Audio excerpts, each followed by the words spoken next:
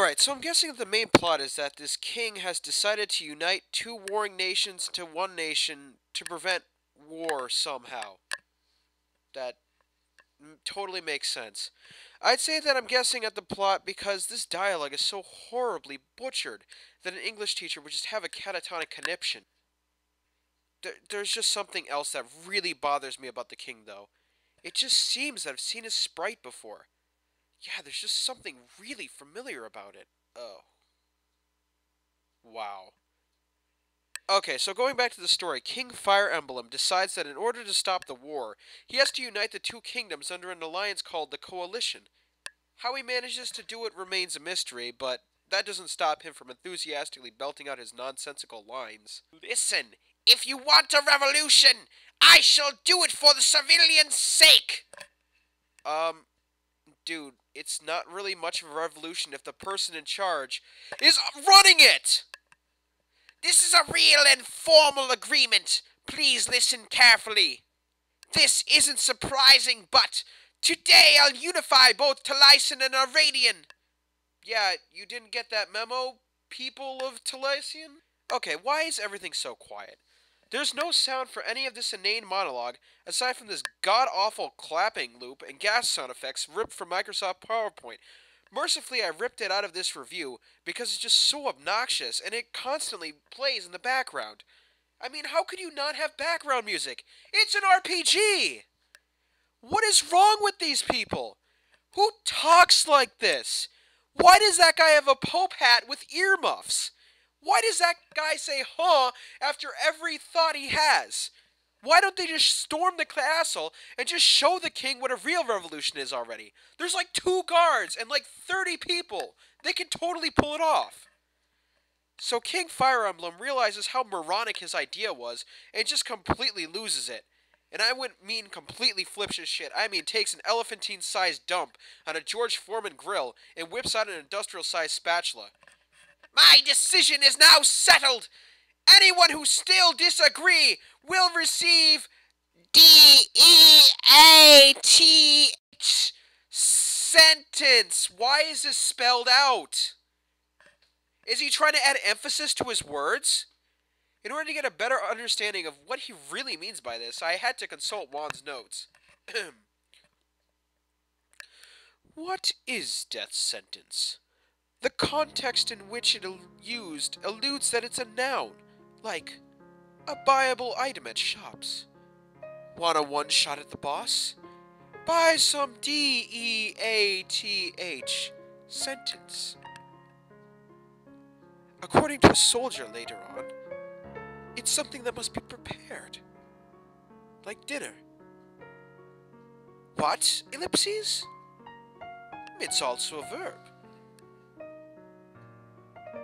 After silencing the crowd, silenting the crowd, King Fire Emblem has a private meeting with the totally not bad guy mercenary leader named Homedo. Homedo? Homedo? Home dog? Oh, these are some of the worst lines I've ever seen in a game.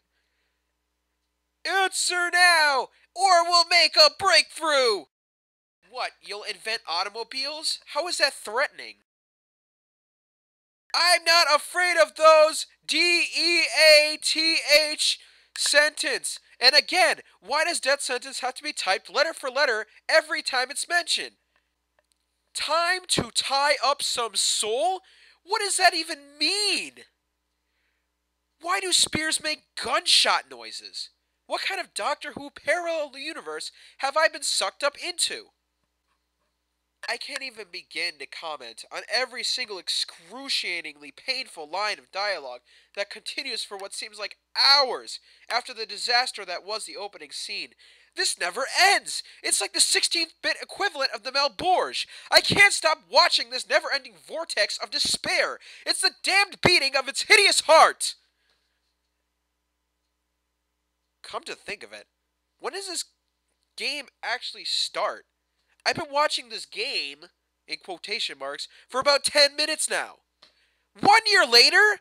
No! I want to start playing now! At least then I'll be in control of my own misery. Edgy, you monster! I just like how King Fire Emblem totally owns his head commander for absolutely no reason. Lloyd, you're not good enough to be a good commander. We need more experienced people to become a solid commander. What? Okay, so why did you hire him in the first place? In a totally predictable plot twist, the king seeks out the relative of the main character, who is an underage fisherman who talks to herself and totally does not have schizophrenia. And what the... Random battle already? Really? So, I continue to go down this road after that, and again! What kind of programmer enables random battles in the beginning of the game? I'm in the middle of the beginning sequence! This is just mind-bending. This town doesn't mess around. This place is crawling with homicidal gelatin. I can't do this anymore. This is horrible. You are completely useless. Why is the main character the only one that has a voice? Wait a second. I've heard that voice before.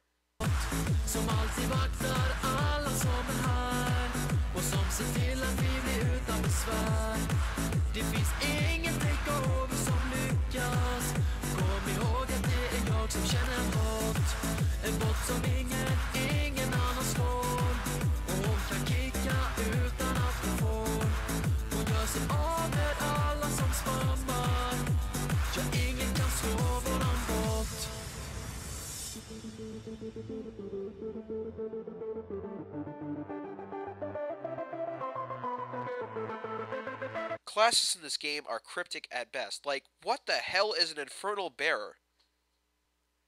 Gray's power is the skill of axe tech. What the hell is that? The art of performing surgery with an axe? I just have to be blunt and say, if I can't figure out what the roles of the characters are in combat, there's something horribly wrong with your naming system.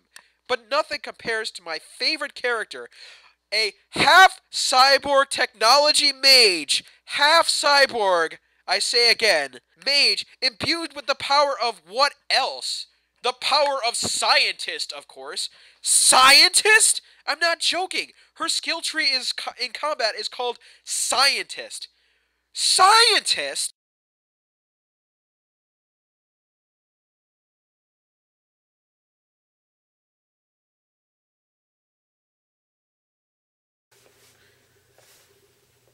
Yeah, you like it when I plug and play into your USB drive. Oh baby, fill up my FireWire port.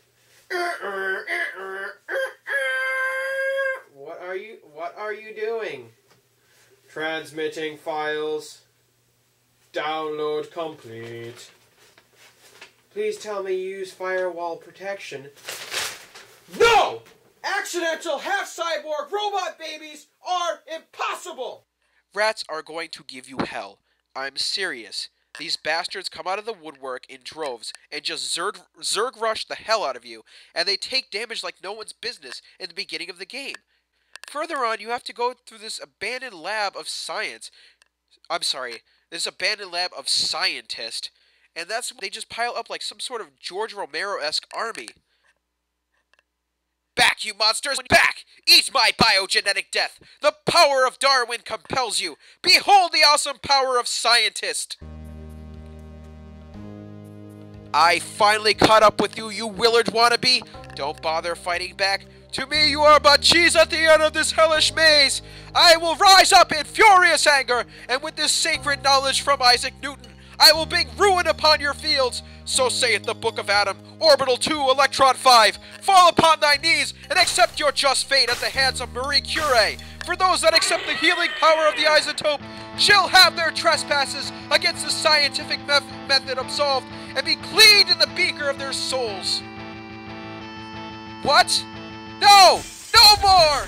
No more rats! Oh my god!